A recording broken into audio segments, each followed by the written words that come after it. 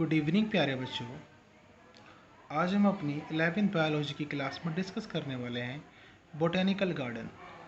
इससे recent video में हमने डिस्कस किया था हार्बेरियम को। हम जो पढ़ रहे थे उस टॉपिक का नाम था बायोलॉजिकल एड्स या फिर टैक्सोनॉमिक एड्स। अब इसमें जो बोटेनिकल गार्डन हैं वो क्या होते हैं?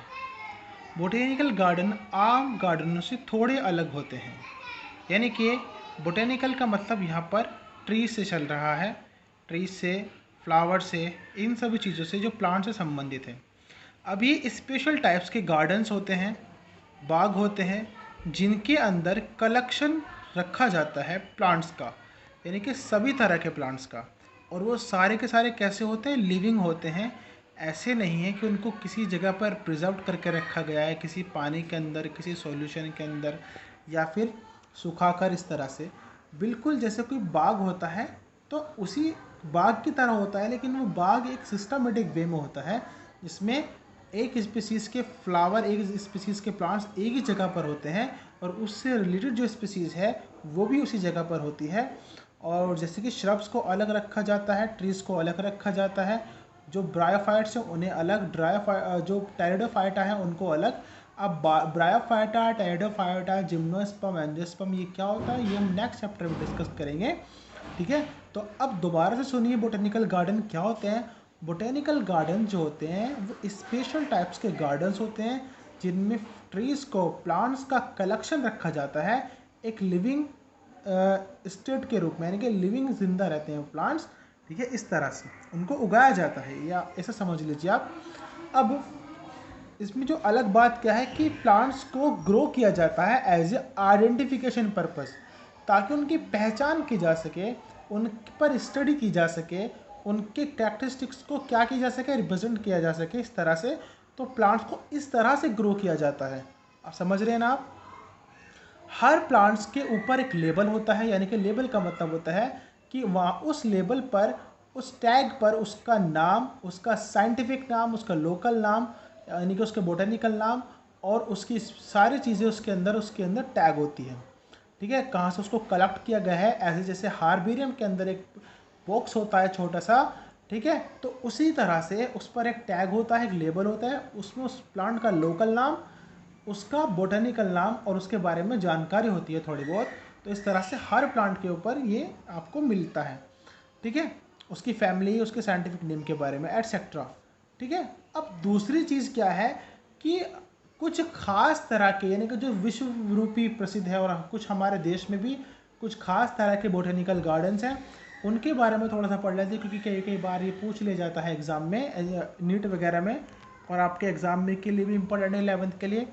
तो जो फेमस गार्डन हैं वो कौन कौन से हैं? रॉयल बोटेनिकल गार्डन, जो कि कहाँ पर है? क्यू में है। क्यू जो है एक सिटी है, कहाँ पर? लंदन के अंदर। लंदन जो है वो एक राजधानी है किस, इंग्लैंड की।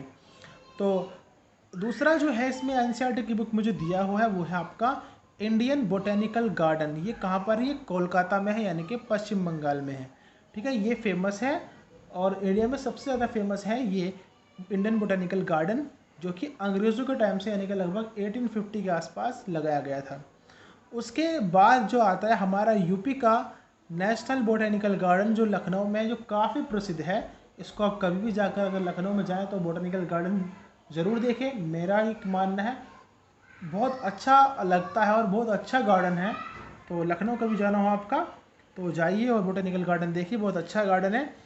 अब इसके अलावा भी कुछ बोटेनिकल गार्डन्स हैं, जैसे कि अगर आप कभी उत्तराखंड में जाओ तो उत्तराखंड के अंदर एक क्या है, एक फूलों की घाटी नाम एक प्रसिद्ध एक जगह है, जहाँ पर बहुत तरह के फ्लावर्स को उगाया जाता है। तो एक तरह से वो भी जो है बोटेनिकल गार्डन्स के अंदर ही आता है। उसके अलावा और भी बहुत ज़्यादा है, जैसे कि अगर आप कभी केरल आपका जाना हो, या केरल के बारे में आपने देखा हो, नेट वगैरह पे आप देख सकते हैं कि जो केरल होता है, केरल के अंदर एक साइलेंट वैली नामक जगह है, वहाँ पर भी काफ़ी प्रसिद्ध जो है वो बोटेनिकल गार्डन है, साइलेंट वैली के नाम से। तो नॉर्थ ईस्ट के जो राज्य है वहाँ पर ये काफ़ी ज़्यादा मात्रा में है। तो इसके बारे में आपको स्टडी कीजिए। फिलहाल तो आपके एनसीईआरटी में 3 नाम दिए हुए हैं। अब जो नेक्स्ट है हमारा टैक्सोनॉमिक एड्स में, वो है आपका म्यूज़ियम। अब म्यूज़ियम क्या होता है? देखिए म्यूज़ियम में कोई भी, अगर आपने नाम सुना होगा किसी भी चीज़ का म्यूज़ियम का, म्यूज़ियम को हिंदी में हम कहते हैं अजायब घर। अजायब घर का मतलब होता है जहाँ पर पुरानी, रेयर, खास, नायाब चीज़ों को रखा जाता है जो खास होती हैं, ठीक है, पुरानी भी होती हैं। लेकिन यहाँ पर म्यूज़ियम, यहाँ पर अगर हम बात साइंस में कर रहे हैं तो ये म्यूज़ियम जीवों के लिए है, लिविंग बींग के लिए है। उसमें प्लांट्स भी, एनिमल भी, और जो दूसरे अदर लिविंग बींग हैं उनके लिए अगर हम इस्तेमाल कर रहे हैं म्यूज़ियम का। तो यहाँ पर गार्डन्स में जो थे वो लिविंग प्लांट्स थे, लेकिन यहाँ पर म्यूज़ियम में डेड होते हैं, ये आपको पता होना चाहिए। इसमें क्या होता है कि जो बायोलॉजिकल म्यूज़ियम होते हैं वो एक तरह का सेटअप होता है एजुकेशनल इंस्टीट्यूशंस के अंदर। स्कूल कॉलेजों में भी ये देखा जा सकता है आमतौर पर। इसकी आपकी जो बोटानिकल लैब होती है, अगर आप उसमें जाओ किसी कॉलेजेस के अंदर तो वहाँ पर आपको ये सब देखने को मिलेगा। तो इसमें क्या होता है, जो स्टडी के पर्पज़ से इनको रखा जाता है, एक सॉल्यूशन होता है, या कभी कभी ये हार्बेरियम के रूप में, ड्राई के रूप में भी रखा जाता है, यानी कि ड्राई प्लांट्स सुखा कर रखे जाते हैं कुछ प्लांट्स, जिनसे उनकी जो डिकम्पोजिशन रेट है वो थोड़ी कम हो जाती है। इसके अलावा डिकम्पोजिशन रेट को कम करने का तरीका एक और होता है कि प्लांट्स को किसी सॉल्यूशन के अंदर प्रिजर्व्ड, संरक्षित करके रखा जाता है। इसके आपने कई बार बहुत सारे स्पेसिमेन देखे होंगे, स्पेसिमेन के रूप में रखा जाता है। स्पेसिमेन एक बड़ा सा बर्तन होता है, एक वेसल होती है, ठीक है, एक जार होता है। उस जार या कंटेनर के अंदर किसी एनिमल की आपने बॉडी देखी होगी, कई बार फिल्म में भी आपने देखा होगा ये। तो वो एक तरह से प्रिजर्वेटिव सॉल्यूशन होता है। अब प्रिजर्वेटिव सॉल्यूशन क्या होता है वो, ये आपको केमिस्ट्री में पता चलेगा, हालांकि उसका नाम भी है, मैं नाम आपको बताऊंगा इसके बारे में। उसका नाम होता है एलेनिन बेटा। इसके बारे में आप अपने जो प्रिंसिपल सर हैं हमारे, उनसे आप इसके बारे में पूछिएगा। तो एलेनिन सॉल्यूशन क्या होता है? तो एलेनिन सॉल्यूशन एक तरह सा होता है। उसके अलावा भी बहुत सारे सॉल्यूशन होते हैं जिनके अंदर प्लांट्स को या किसी भी ऑर्गेनिज्म की डेड बॉडी को काफ़ी लंबे समय तक बिना डिकम्पोज किए रखा जा सकता है एज ए साइंटिफिक पर्पज़, ठीक है।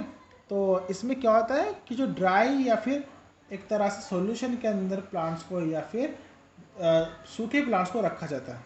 चलिए, अगर जो बात हम करते हैं किसी भी इंसेक्ट की, तो इंसेक्ट को एक इंसेक्ट बॉक्स होता है जिसमें उनको किलिंग करके पहले तो उनको कलेक्ट किया जाता है, फिर उनको मारा जाता है और फिर उनको पिनिंग किया जाता है। उसके बाद उनको एक इंसेक्ट बॉक्स के अंदर रखा जाता है एज ए प्रिजर्वेटिव। तो फिर आज के हमने टॉपिक में क्या पढ़ा? हमने आप बोटेनिकल गार्डन पढ़े और हमने म्यूजियम के बारे में पढ़ा, ठीक है। तो इससे नेक्स्ट वीडियो में हम पढ़ेंगे जूलॉजिकल पार्क, एनिमल पार्क के बारे में, और उसके बाद हम सेंचुरी वगैरह पढ़ेंगे, ठीक है। उसके बाद ये चैप्टर ऑलमोस्ट ख़त्म हो जाएगा, ठीक है। तो आज के लिए बस इतना ही, थैंक यू।